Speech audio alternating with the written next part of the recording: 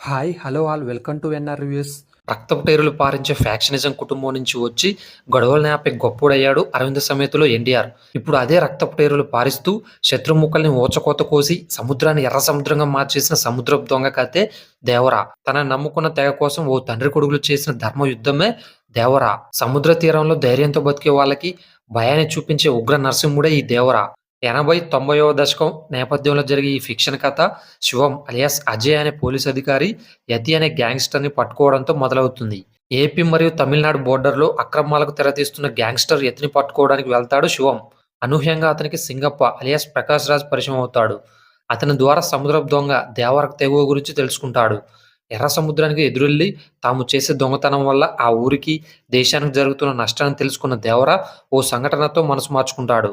తన ముఠా సభ్యుల్ని లూటీలు చేయొద్దని హుకుం జారీ చేస్తాడు. అది నచ్చని బైరా దేవరకు ఎదురు తిరుగుతాడు. బైరా దేవర వైరం ఎక్కడికి వెళ్తుంది? ఈ క్రమంలో దేవర కొడుకు వర ఎందుకు భయస్థుడిగా మారాడు?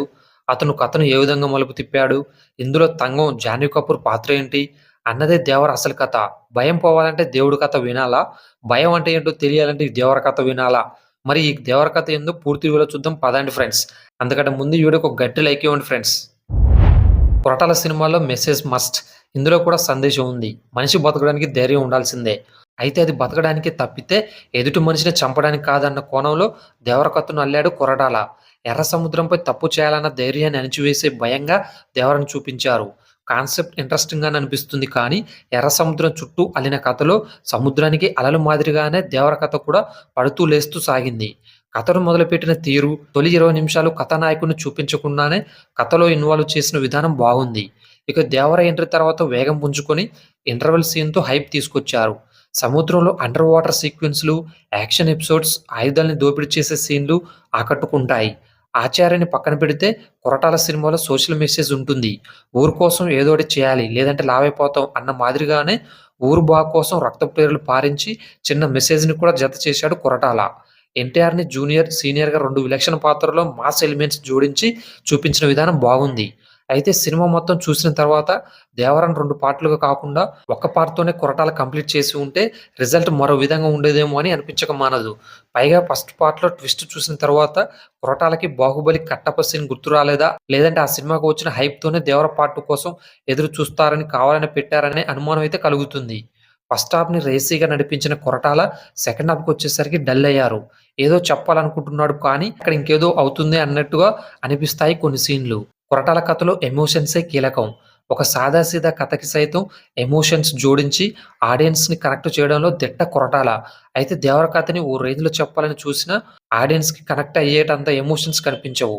ఎర్ర సముద్రానికి ఎదురెళ్లి దోపిడీలు చేయడం, తిరిగి రియలైజ్ అవ్వడం వరకు ఓకే కానీ ఎవరికీ కనిపించకుండా వెళ్ళిపోవడానికి రీజన్‌ని సెకండ్ హాఫ్‌కి దాచేసి ఫస్ట్ హాఫ్‌పై పెదవి విరుపులు వచ్చేటట్టు చేశారు. ఏముంది కథలో అని తీసి పారేసేటట్టు కాకుండా ఇంకా బాగా తీసి ఉంటే బాగుండేది అన్నట్టు చేశారు. కథలో మంచి స్టఫ్ ఉన్నా కొరటాల పూర్తి స్థాయిలో మార్కు చూపించలేకపోయారనేది మాత్రం వాస్తవం. ఇక జూనియర్ ఎన్టీఆర్ క్యారెక్టర్ విషయానికొస్తే ఎమోషన్స్ సీన్‌లు పడాలే కానీ పండించడంలో ఓ అడుగు ముందే ఉంటాడు ఎన్టీఆర్. ఏ మాట కమాటే కానీ ఎన్టీఆర్ కత్తి పడితే అది అతని చేతికి మొలిచినట్టుగానే అనిపిస్తుంది. ఎర్ర సముద్రంలో మచ్చల పులి గాండ్రించినట్టే ఉన్నాయి కొన్ని యాక్షన్ ఎపిసోడ్స్. పదునెక్కిన కత్తికి ఆ రక్తపు చుక్కలు అలంకారం అన్నట్టుగానే ఉంటుంది ఎన్టీఆర్ చేతిలో ఆ కత్తి. ఫైట్స్, ఎమోషన్స్, డాన్స్ వీటిలో పేరుపెట్టడానికి ఏం లేదు కానీ ఎన్టీఆర్ అంటే పూనకాలు రప్పించే సీన్‌లు ఆశిస్తుంటారు మాస్ ఆడియన్స్. దేవర నుంచి కూడా అలాంటి హై ఎక్స్‌పెక్టేషన్స్ ఆశించారు కానీ అంచనాలకు తగ్గట్టుగా ఎన్టీఆర్‌ని చూపించలేకపోయారు. తంగెని ఉప్పొంగించే వీరుడు కావాలే అని తడి బట్టలతో స్నానం చేస్తూ విరహ వేదనతో రగిలిపోయే సీన్‌తో హీరోయిన్ జాన్వీ కపూర్‌ని టాలీవుడ్‌కి పరిచయం చేశాడు కొరటాల శివ. ఈ సీన్‌ని బట్టే కథలో ఆమె పాత్ర ముందు ముందు ఎలా ఉండబోతుందనేది క్లారిటీ ఇచ్చేశారు. జాన్వీలో గ్లామర్ సొగసులకు పదును పెట్టించే పాత్రతోనే సరిపెట్టించేశాడు కొరటాల శివ. స్నానం చేసి ఎంట్రీ సీను, చుట్టమల్లె సాంగు, హీరో ఫైట్ చూస్తుంటే అబ్బా! ఏమున్నాడే అని తహతహలాడిపోయే సీన్. ఫస్ట్ పార్ట్‌లో జాన్వీని ఇంతవరకే పరిమితం చేశాడు కొరటాల. ఇంతకీ యాక్టింగ్ ఎలా చేసిందనే చర్చలు జరుగుతున్నాయని అనుకున్నాడేమో కానీ అసలు జాన్వీకి యాక్టింగ్ స్కోప్ లేని సీన్‌లు రాశాడు కొరటాల. కొన్నిసార్లు రంగస్థలంలో సమంతని గుర్తు చేసినా అది యాక్టింగ్‌కి స్కోప్ ఉన్న పాత్ర. ఇది కేవలం గ్లామర్ పరిధి ఉన్న పాత్ర. దేవరని ఢీకొట్టే క్రూరుడుగా సైఫ్ అలీ ఖాన్ విలనిజం పండించారు. ఎన్టీఆర్‌కి మిత్రుడుగా, తంగంకి తండ్రిగా శ్రీకాంత్ ప్రాధాన్యత ఉన్న పాత్రలో కనిపించారు. ఇక కేజీఎఫ్ రేంజ్‌లో దేవర కథను చెప్పే పాత్రలో కనిపించాడు ప్రకాష్ రాజ్. అజయ్, మురళీ శర్మ, అభిమన్యు సింగ్ ఇలా ప్యాడింగ్ ఆర్టిస్టులు చాలా మందే ఉన్నారు. హీరోయిన్ ఫ్రెండ్స్ బ్యాచ్లో హరితేజ, ఇమోజలు కనిపించారు. ఉన్నంతలో బాగానే చేశారు వీళ్ళిద్దరూ. గెటప్ శ్రీను పాత్ర ఉన్న కామెడీ పరంగా పెద్దగా సెటప్ చేయలేదు కొరటాల. రత్నవేలు విజువల్ ట్రీట్ సినిమాకి ప్లస్ అయింది. ముఖ్యంగా సముద్రంలో అండర్ వాటర్ సీక్వెన్స్లకు పడిన కష్టం స్క్రీన్పై కనిపిస్తుంది. ప్రేక్షకులు ఎంజాయ్ చేస్తారు కూడా. సెకండ్ పార్ట్ కోసం ఫస్ట్ పార్ట్ నిడివిని 3 గంటల పాటు పెంచినట్టే అనిపిస్తుంది. ఎడిటర్ శ్రీకర్ ప్రసాద్ కత్తిరేయాల్సిన సీన్లు చాలానే కనిపిస్తాయి. అనిరుద్ మ్యూజిక్ పై సందేహాలు కలిగాయి కానీ బ్యాక్గ్రౌండ్ స్కోర్ సాంగ్స్తో న్యాయం చేశాడు. చుట్టమల్లె సాంగ్ వినడానికే కాదు చూడడానికి కూడా బాగుంది. యాక్షన్ ఎపిసోడ్కి అనిరుద్ బ్యాక్గ్రౌండ్ స్కోర్ బాగా హెల్ప్ అయింది. ఓవరాల్గా ఈ సినిమాలో జూనియర్ ఎన్టీఆర్, సీనియర్ ఎన్టీఆర్ని దేవర కథ చెప్పు నాన్న అని అంటాడు. తర్వాత తరానికి చెప్పుకునే గొప్ప కథ కాదురా మీ నాయన కథ అని అంటాడు సీనియర్ ఎన్టీఆర్.